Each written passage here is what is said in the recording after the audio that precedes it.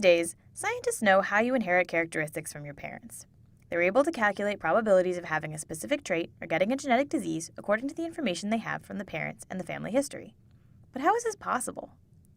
To understand how traits pass from one living being to its descendants, we need to go back in time to the 19th century and a man named Gregor Mendel. Mendel was an Austrian monk and biologist who loved to work with plants. By breeding the pea plants he was growing in the monastery's garden, he discovered the principles that rule heredity.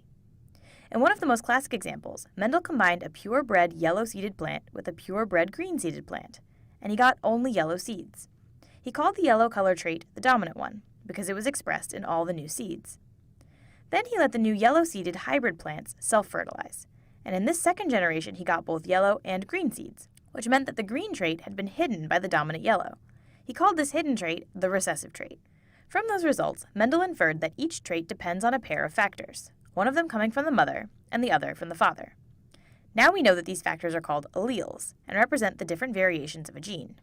Depending on which type of allele Mendel found in each seed, we can have what we call a homozygous pea, where both alleles are identical, and what we call a heterozygous pea, when the two alleles are different.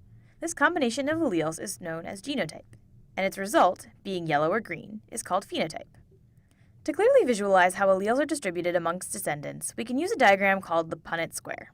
You just place the different alleles on both axes, and then you figure out the possible combinations. Let's look at Mendel's peas, for example. Let's write the dominant yellow allele as an uppercase y, and the recessive green allele as a lowercase y. The uppercase y always overpowers its lowercase friend, so the only time you get green babies is if you have two lowercase y's.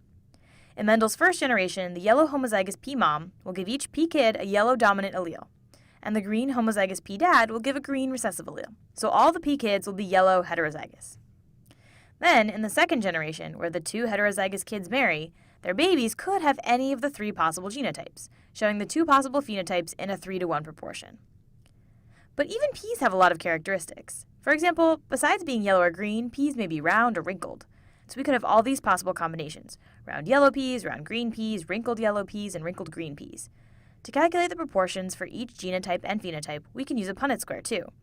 Of course, this will make it a little more complex. And lots of things are more complicated than peas, like, say, people. These days, scientists know a lot more about genetics and heredity, and there are many other ways in which some characteristics are inherited, but it all started with Mendel and his peas.